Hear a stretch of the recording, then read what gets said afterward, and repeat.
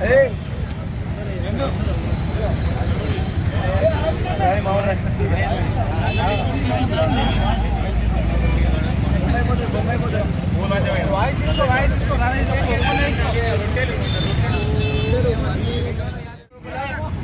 వాళ్ళందరి తరఫున విశ్వ హిందూ పరిషత్తు, భాజపా ఇవన్నీ సంస్థలు కూడి ఈరోజు కొవ్వొత్తుల ప్రదర్శన చేసి చనిపోయిన వారికి నివాళులర్పిస్తూ వచ్చే రోజు లోపల భయభ్రాంతులు కాకుండా మనమందరం ఒకటి కావాలనే సందేశంతో ఈరోజు జరుగుతున్న తరుణం లోపల వందల సంవత్సరాల నుంచి, వేల సంవత్సరాల నుంచి ఒకే ఒక్క మన హిందువులను పూచకోత కోసిన దినాలు మనం చూసాం.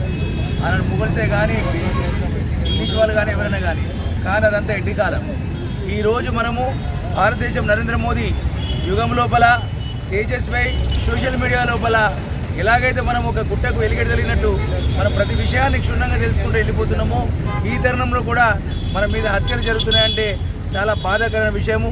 కానీ ఒక దేశం నుంచి మనం డిప్లొమాటిక్ దేశాలంటే ఒక వారం రోజులు, 10 రోజులు పడుతుంది.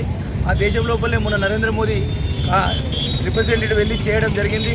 కానీ ఒక్కటి మనం తెలుసుకోవాలి ఏంటంటే, మనకి ఇవన్నీ కూడా ఏదో ఒకనాడు మన దగ్గరికి వస్తుంది.